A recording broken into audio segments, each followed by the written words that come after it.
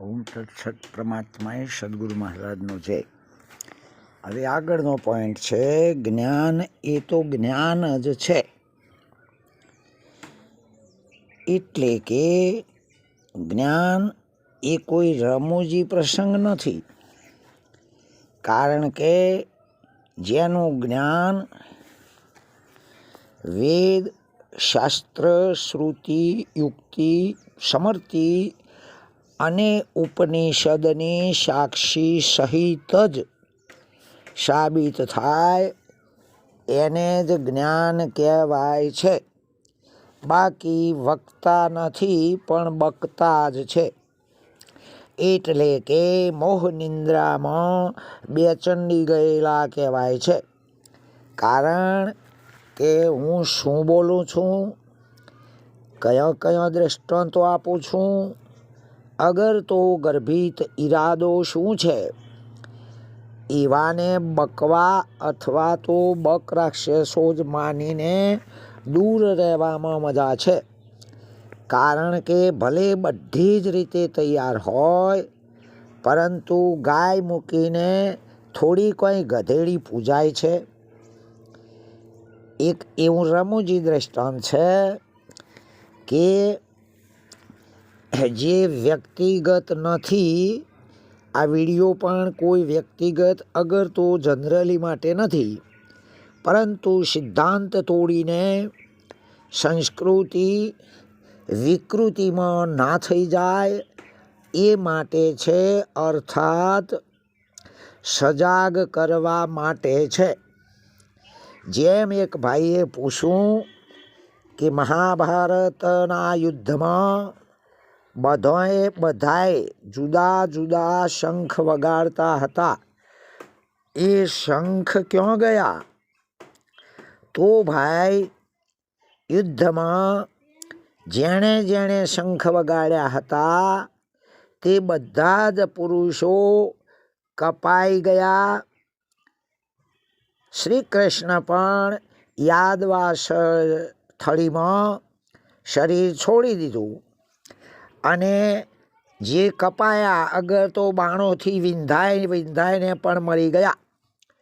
પરંતુ જે શંખ હતા એ તો વજ્ર જેવા હતા, મજબૂત હોવાથી ત્યાંના ત્યાં પડ્યા રહ્યા.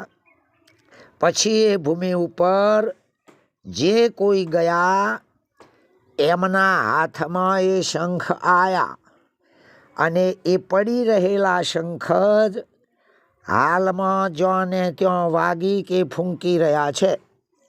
જે શંખ દિવસે વાગતા હતા એ જ શંખ હાલ રાત્રે જ વાગી રહ્યા છે.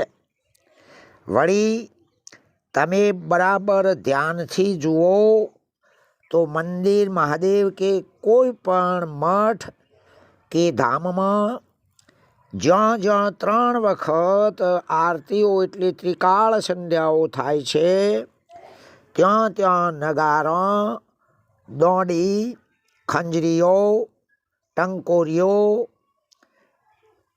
ઝામરો, અર્થાત ટૂંકમાં બધું જ નીચે રહીને વાગે છે. પરંતુ માત્ર આ શંખ જ ઊંચો થઈને વાગે છે. જેમ મંડન મિશ્રએ તો શંકરાચાર્ય ભગવાન સાથે અદ્વૈત મતનો સ્વીકાર કર્યો, પરંતુ એના જ પોપટો જે બ્રહ્મજ્ઞાન કથતા હતા, પરંતુ પોતાના પાંજરાને જ તોડી શકતા ન હતા, એ જ પોપટો હાલમાં પણ એના એ જ પાંજરાઓમાં બ્રહ્મજ્ઞાન જ કથી રહ્યા છે. દાખલા તરીકે ગોપીઓના પાસે કોઈ એક કહેવાતા અગર તો મનોમય બનેલા, સિદ્ધાંત મુજબ નહીં એવા કોઈ સંન્યાસીએ ગોપીઓના આગળ બ્રહ્મજ્ઞાન શરૂ કર્યું. वो तो ब्रह्म एक ही है, वो तो ब्रह्म सभी जगह आते जाते नहीं है, कोई भी जगह खाली नहीं है, उसमें कोई विरह नहीं है, तो उसका पछतावा या तो याद करने की क्या जरूरत है। आ रीते સાંભળીને એક ગોપીએ બીજી ગોપીને કહ્યું કે આ કોણ છે અને બ્રહ્મ એ શું છે? ત્યારે પેલી ગોપીએ બીજી ગોપીને કહ્યું કે બ્રહ્મ એ આપણા કૃષ્ણનો પાડોશી છે, આપણા પાડોશીની કોઈ જરૂર નથી। અને તરત એ ગોપીએ એ મહાત્માને કહી દીધું કે મથુરોના મોકળા, તારો મોઢે કરેલો બકવાસ બણબણાટ ગણગણાટ બંધ કરી દે, અમારે એવા બ્રહ્મની જરૂર નથી, અમારે તો જેનાથી તાળી વાગી છે, જેનાથી પ્રેમ જાગૃત થયો છે અને જે અમારી સાથે ખીલી રહ્યો છે એ શ્રી કૃષ્ણ બ્રહ્મની જરૂર છે। આમ હકીકતમાં જોઈએ તો બ્રહ્મ જ્ઞાન ફક્ત જ્ઞાન નથી, એ લુખ્ખા શબ્દો નથી। મોઢે કરીને અગર તો ગોખીને એકે બીજાને કહી દેવા એ બ્રહ્મજ્ઞાન નથી, પણ જેના શરીર સહિત કરુણા રૂવાટે રૂવાટે હોય, લાગણી હોય અને કોઈને દુભાયક ના થતો હોય અને આવનારનું સીધે સીધું સુખ સમર્પિત કરતો હોય, અગર તો પોતાનામાં સમાવી કે પોતાના સ્વરૂપે બનાવી દેતો હોય એને જ બ્રહ્મજ્ઞાન કહેવાય।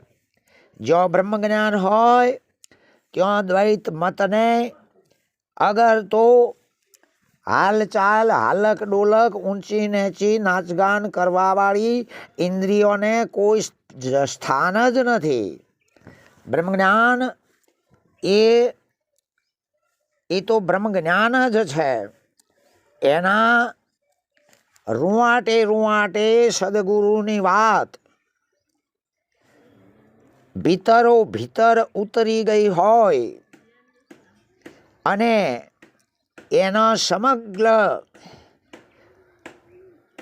લક્ષણો જે પહેલો હોય તે એકે એક બદલાઈને એના સદલક્ષણો વાણી દ્રષ્ટિ વર્તમાન તમામે તમામ લોકહિત માટે થઈ ગયા હોય એને જ બ્રહ્મ જ્ઞાન કહેવાય છે।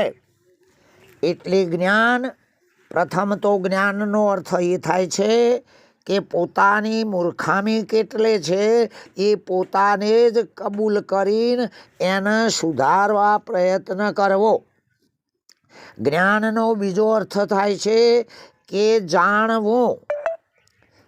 જાણવું એટલે કે કોઈ પણ ભિન્ન નથી, કોઈ પણ ભિન્ન નથી એ રીતે જાણવું। જ્ઞાનનો ત્રીજો અર્થ થાય છે કે અહંકાર રહિત હોવું જોઈએ અને સર્વના હિત માટે હોય એને જ જ્ઞાન કહેવાય છે। જેમ સૂર્ય એને કોઈથી વિરોધ નથી। હા, આ રીતે જ્ઞાન એ પોતાનું સ્વરૂપ છે જેને ચૈતન્ય બ્રહ્મ તરીકે લક્ષણામાં લઈ શકાય છે। ઓમ તત્સત। પરમાત્માએ સદગુરુ મહારાજનો જય।